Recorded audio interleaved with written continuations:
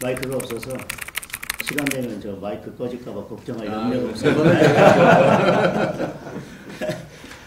그리고 저 오늘 제가 정청래 대표님하고 악수하려고 당대표 되자마자 마늘하고 쑥을 먹기 시작했는데 미처 100일이 안 됐는데 오늘 이렇게 악수 영해 주셔서 감사합니다. 우선 대통령께서 여야가 머리를 맞대고 대통령님과 함께 여러 민생 문제에 대해서 고민할 수 있는 대화와 소통의 자리를 마련해 주셔서 감사합니다. 지금 이제 조지아주 사태 때문에 우리 국민들께서 많은 우려를 하고 계신 것 같습니다. 동맹국에서는 있을 수 없는 일이 발생했기 때문에 왜 굳이 지금 한국인과 외교적 함의가 어떤 건지 잘 들여다볼 필요가 있다고 생각합니다. 대통령께서 곧 취임 100일을 맞이시는데 그동안 그렇게 짐이 무거우셨을 것 같습니다. 그 짐을 여당과 또 야당과도 함께 나누시면 조금 더 그 무게가 덜하지 않을까 이런 말씀을 드립니다. 그리고 취임 100일을 한마디로 표현드리면 불확실성과 불안감이 증가하는 시기가 아니었나 싶습니다.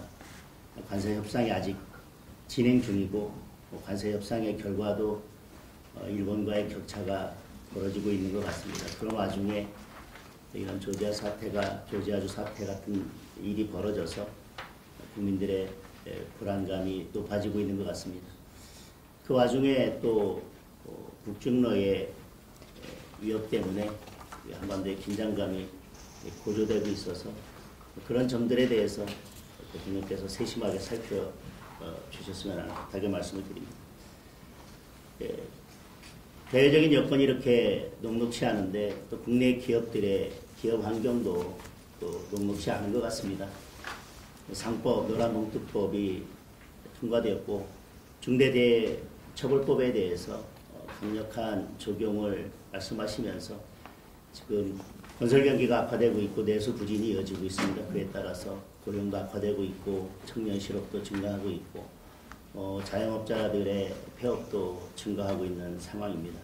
이런 악순환이 계속되고 있기 때문에 여러 여건들을 살피셔서 기업들이 숨쉬고 원활히 기업 활동할 수 있는 여건들을 만들어 주십사 하는 부탁의 말씀도 드리겠습니다. 이렇게 국내 여건이 녹록치 않고 기업들이 힘들어지면 저는 대통령께서 말씀하셨던 결국 코스피 5천도 허망한 구호가 될 수 있기 때문에 코스피 5천에 대한 국민들의 기대와 열망이 높고 결국은 경제가 바탕이 튼튼해야 주가도 받칠 수 있는 거기 때문에 두 가지가 잘 조화롭게 될 수 있도록 대통령께서 살펴주십사 하는 말씀을 드리겠습니다.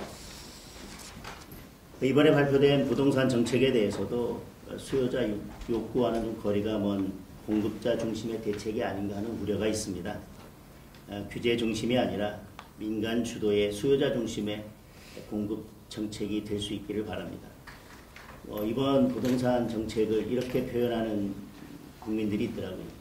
소비자는 최신형 핸드폰을 갖고 싶은데 공중전화를 계속 늘리면 수요자의 수요와 맞지 않다. 그래서 그런 점들도 잘 살펴주십사 하는 말씀을 드립니다. 정부 조직 개편안에 대해서도 또 기대도 있지만 우려도 있습니다. 정부 조직 개편은 그 정부의 국정 철학이 고스란히 담긴 것 아니겠습니까? 그런데 정부 조직 개편이 특정 집단을 위한 조직 개편이 아니라 국민 전체를 위한 조직 개편이 되었으면 하는 바람을 말씀드리겠습니다. 취임 100일의 즈음에서 취임 100일을 평가하면서 국민들에게는 이런 우려도 있는 것 같습니다. 취임 100일 동안 대통령보다는 특검이 더 많이 보였다.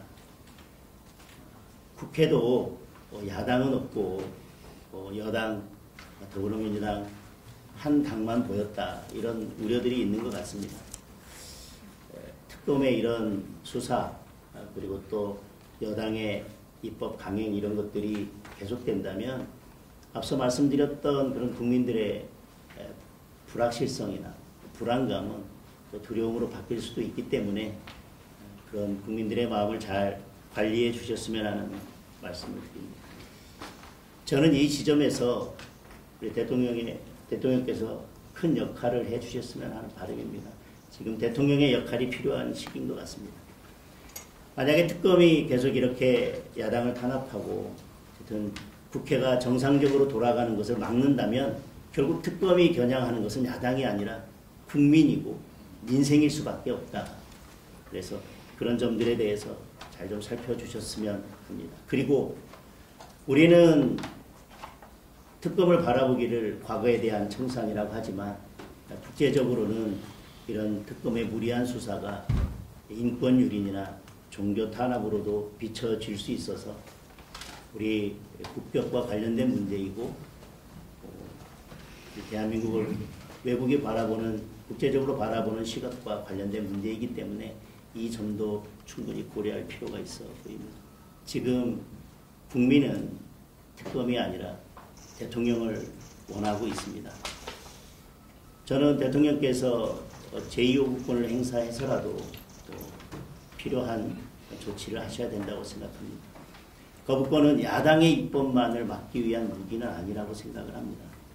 민생을 살리고 정치를 복원하고자 한다면 저는 지금 특검을 연장하겠다는 법안이나 특별재판부를 설치하겠다는 이런 법안들에 대해서는 대통령께서 과감하게 제2요구권을 행사해 주십사 하는 건의를 드립니다. 그렇지 않다면 지금 이런 여러 법안들, 특히 특검을 연장하거나 특별재판부를 설치하는 이런 법안들이 결국 대통령의 뜻과 같은 것이 아니겠나, 대통령의 뜻과 일치하는 것이 아니겠나라고 국민들께서는 오해하실 수도 있다고 생각합니다. 지금은 사법부가 권력 앞에서 스스로 누워서 자는 척을 하고 있지만 헌법 질서에 맞지 않는 이런 특별재판부 이런 것들이 강행이 된다면 저는 지금 자고 있는 사법부를 일으켜 세울 수도 있다는 우려를 합니다. 헨리 키신저가 정치적 대화는 갈등을 해결하는 열쇠라고 했습니다. 특정 진영이 아니라 국민 모두의 대통령이 되어 주십사 하는 부탁의 말씀을 드립니다.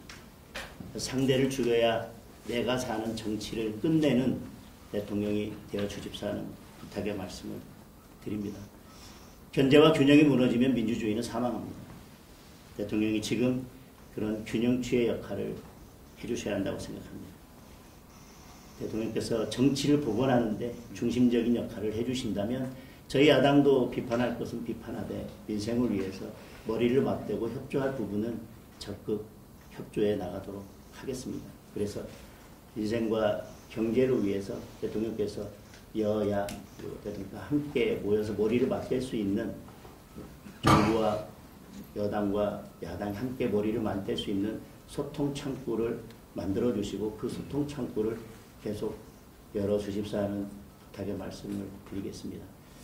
이렇게 여당과 야당이 함께 소통하면서 민생을 다시 논할 수 있는 이런 자리를 만들어 주신 데 대해서 다시 한번 감사드리고 이게 끝이 아니라 출발이 돼서 이런 소통의 자리가 계속 이어지고 결국 성과로 이어지는 자리가 계속 될 수 있기를 기대한다는 말씀과 감사의 말씀을 마무리드리겠습니다.